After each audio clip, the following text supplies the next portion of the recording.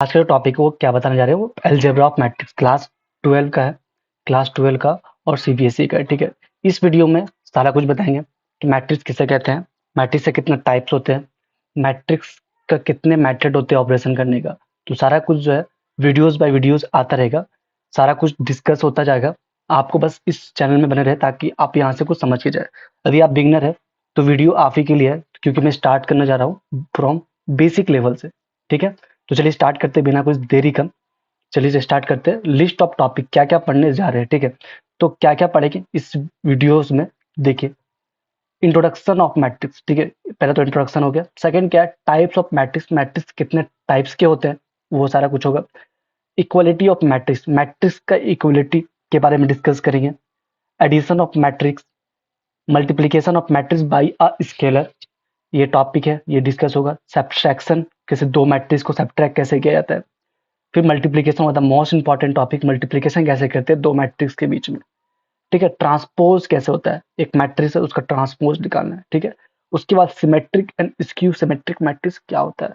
तो हम लोग जो है सारा टॉपिक पढ़ते जाएंगे। अभी इस वीडियोस में हम लोग क्या करेंगे, ये टॉपिक करेंगे, ये टॉपिक करेंगे और ये टॉपिक, तीन टॉपिक होगा इस वीडियो में।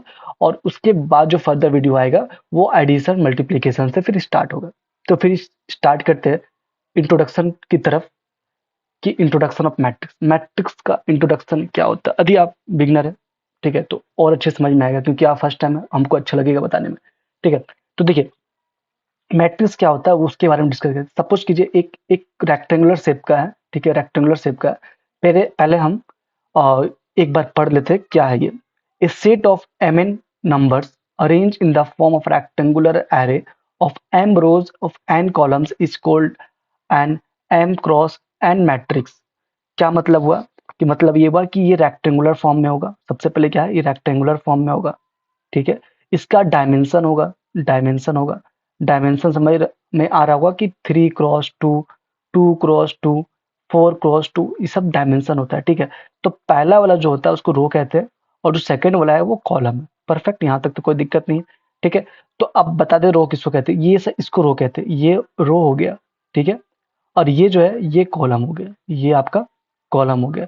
ठीक है, तो ये जो है रोज हो गया, ये कॉलम हो गया। ठीक है, तो हर एक एलिमेंट जो है इसके अंदर होगा, किसके, रेक्टेंगुलर फॉर्म में, रेक्टेंगुलर फॉर्म है, इसके अंदर जो है हम लोग फीड करेंगे एक एलिमेंट। सपोज कीजिए 2 3 4, 1 2 3 8 9 0, ये एक नंबर है जो कि मैट्रिक्स के अंदर है। ठीक है, तो मैट्रिक्स क्या, सबसे पहले क्या, रेक्टेंगुलर रिप्रेजेंटेशन है, रेंगुलर के फॉर्म में। ठीक है, जिसमें से एम रोज होंगे और एन कॉलम होंगे। तो यहाँ पर जो है कितने रोज है, 1 2 3, तो 3 क्रॉस। अब देखिए ये कॉलम है 1 2 3, 3 कॉलम हो गया, तो 3x3 का मैट्रिक्स बन गया। एक बात और बता देते हैं कि हर एक एलिमेंट का अपना खुद एक यूनिक एड्रेस होगा। एड्रेस इस मीन्स के, कि सपोज कीजिए 3 है तो 3 का जो एड्रेस होगा क्या होगा, कि एक सेकेंड मैं कलर चेंज करता हूँ ताकि और अच्छे से समझा सकूं। ठीक है, तो सपोज कीजिए ये 3 है, ठीक है, तो इसका जो होगा 1 2 3, यहाँ पर हो गया 1 2 3। तो इस पर्टिकुलर 3 के सामने में कौन सा रो है, सेकेंड रो है, तो यहाँ पर 2 हो जाएगा कोमा। और ये जो है इसका 3 का कॉलम कौन सा है, 3 है, तो 3 हो जाएगा। तो इस पर्टिकुलर नंबर का जो इंडेक्स हो गया क्या हो गया, 2 3। ठीक है, अब देखिए ये 9 का बताइएगा, तो 9 का क्या होगा, तो ये हो जाएगा 3 और कोमा 2, तो ये इसका एड्रेस हो जाएगा 3 2।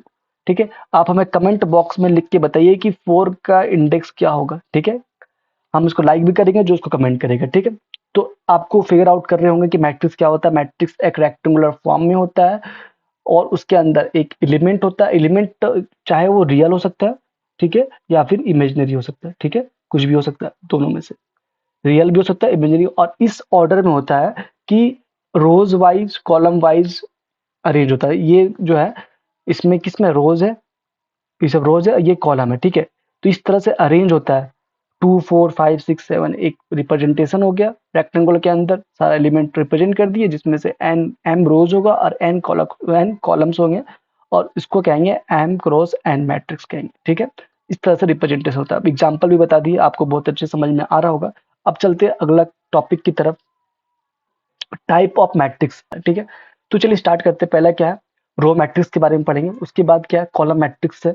उसके बाद स्क्वायर मैट्रिक्स, जीरो मैट्रिक्स किसे कहते हैं, आइडेंटिटी मैट्रिक्स किसे कहते हैं, डायगोनल मैट्रिक्स किसे कहते हैं, स्केलर मैट्रिक्स किसे कहते हैं, और ट्रांसपोज मैट्रिक्स किसे कहते हैं। तो ये सब मैट्रिक्स होता है, और भी मैट्रिक्स होते हैं, ठीक है। तो ये सब पहले पढ़ लेंगे। उसके बाद तो ये सब मैट्रिक्स, कई तरह का मैट्रिक्स होता है, वन बाय वन समझते चलेंगे कि किसको मैट्रिक्स रो मैट्रिक्स कहते हैं, कौन सा मैट्रिक्स रो कॉलम मैट्रिक्स होता है। क्लियर हो रहा है? चलिए स्टार्ट करते हैं। हाँ, मैट्रिक्स जो है ये रो मैट्रिक्स है।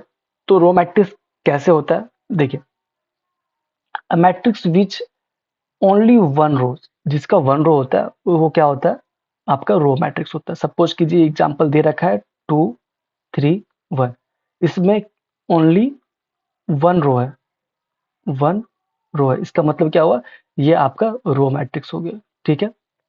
रो मैट्रिक्स, ठीक है, समझ में आ रहा होगा आपको।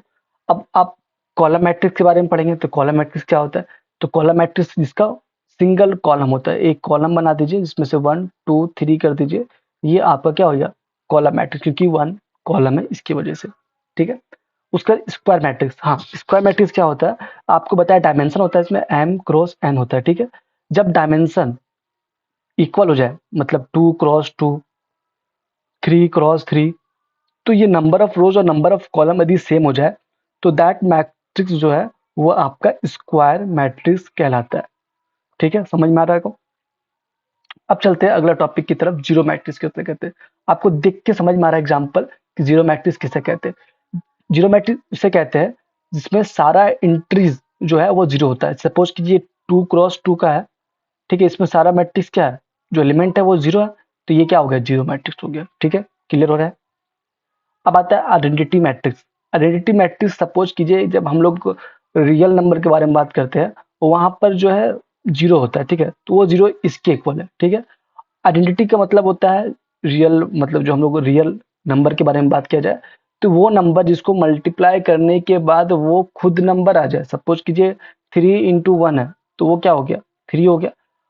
4 × 1 करेंगे तो क्या होगा, 4 हो जाएगा। तो ये जो है वो आइडेंटिटी मानते हैं इसको, ठीक है, मतलब कि 1 है, ठीक है। तो वो रियल नंबर की दुनिया में था। यहाँ पर मैट्रिक्स की दुनिया में ये आपका आइडेंटिटी मैट्रिक्स है। जब दो मैट्रिक्स मल्टीप्लाई करेंगे, एक मैट्रिक्स यहाँ दे रखा है 2 3 4 1 2 3 1 8 1, ठीक है। यदि इससे मल्टीप्लाई करेंगे तो सेम एज इट इज आ जाएगा, 2 3 4 1 2 3 7 8 1। क्यों? क्योंकि ये आइडेंटिटी मैट्रिक्स है, इसको ट्रीट करेंगे वन जैसा, आइडेंटिटी जैसे वन यहाँ पर ट्रीट करते थे, यहाँ वन लिखते थे, यहाँ पर वन ना लिख के क्या करेंगे, इसको लिखना पड़ेगा। हाँ, लेकिन इसमें एक चीज और गौर करना है कि ये डायमेंशन 3 × 3 का है, ठीक है, ठीक है। यदि 2 × 2 का रहेगा तो क्या होगा, तो इसमें इस तरह से बनेगा 1 0 0 1। यदि 4 × 4 का रहेगा तो 1 0 0 0 0 1 0 0, फिर 0 0 1 0, फिर 0 0 0 1। तो इसका मतलब क्या देखने को मिला, ये जो डायगोनल है ना, डायगोनल, डायगोनल में 1 कर दीजिएगा तो आपका ये आइडेंटिटी बन जाएगा। आप अपने हिसाब से बना सकते हैं। आपका जो रिक्वायरमेंट है 2 × 2 का, 3 × 3 का, 4 × 4 का, उस क्रॉस का आप अपना आइडेंटिटी मैट्रिक्स बना सकते हैं, ठीक है। अब आता है डायगोनल मैट्रिक्स किसे कहते हैं। डायगोनल मैट्रिक्स वो होता है जिसका जो एलिमेंट है डायगोनली, वो एलिमेंट सिर्फ होना चाहिए, बाकी जितना भी एलिमेंट है वो जीरो होना चाहिए, ठीक है। मतलब और अच्छे से बात किया जाए, सिर्फ डायगोनल में एलिमेंट होना चाहिए, बाकी अदर देन डायगोनल जो है वो जीरो होना चाहिए। उस मैट्रिक्स को डायगोनल मैट्रिक्स कहते हैं, ठीक है। एग्जांपल देख के समझ में आ रहा है आपको कि 2 5 1 है, ये एलिमेंट है, बाकी रेस्ट ऑफ द एलिमेंट क्या है, जीरो है, जिसकी वजह से ये क्या है, डायगोनल मैट्रिक्स हो गया, ठीक है। अब आता है क्या, स्केलर मैट्रिक्स। हाँ, स्केलर मैट्रिक्स वो मैट्रिक्स है कि diagonal matrix in which all diagonal entries are equal. Suppose कीजिए यहाँ पर जो है 3 3 3 दिया हुआ, कल ओके 4 4 4 है, यहाँ पर जीरो कर देते हैं, ठीक है। तो डायगोनल में जो इक्वल हो गया, ठीक है, तो इसका मतलब क्या हुआ, इसमें 4 मल्टीप्लाई हुआ होगा, 1 0 0 0 1 0 0 0 1, ठीक है। ये जो स्केलर था, ये स्केलर इसमें जब मल्टीप्लाई होता है, मल्टीप्लाई जब अंदर जाएगा ना, सब एलिमेंट से, सारा का सारा एलिमेंट से मल्टीप्लाई होगा, ठीक है। तो 4 1 जा 4, ठीक है, फिर 4 इंटू 0 0, 4 इंटू 0 0, फिर 0, फिर 4, फिर 0, फिर 0 0 4। तो ये जो 4 है ना, ये स्केलर है, जब इसको मल्टीप्लाई किए अंदर में तो सबसे मल्टीप्लाई होगा, कोई भी एलिमेंट छूटना नहीं चाहिए, सारा एलिमेंट से मल्टीप्लाई होगा। और मल्टीप्लाई होने के बाद जो एलिमेंट आएगा बीच में क्या आएगा, 4 4 4 आएगा। तो ये एलिमेंट हो गया आपका स्केलर मैट्रिक्स, ठीक है। अब आता ट्रांसपोज मैट्रिक्स, बहुत इंपॉर्टेंट है, ठीक है। ट्रांसपोज आपको समझना चाहिए क्या होता है, ठीक है। सपोज कीजिए यहाँ पर एक एग्जांपल लिया है 2 3 1 5 6 7, ठीक है। तो 2 3 1 5 6 7, ठीक है, ये एलिमेंट है। तो हम क्या करेंगे, जो रोज है ना, ये रोज था आपको बताया, और ये क्या है, कॉलम है आपका। जो रोज और कॉलम है ना, वो आपस में इंटरचेंज कर ले। इंटरचेंज का मतलब क्या हुआ, जो रो था वो कॉलम हो जाए, जो कॉलम था वो रोज हो जाए। तो ये जो एलिमेंट है, ये 2 3 1 है, ठीक है, वो इस तरह से हो जाएगा।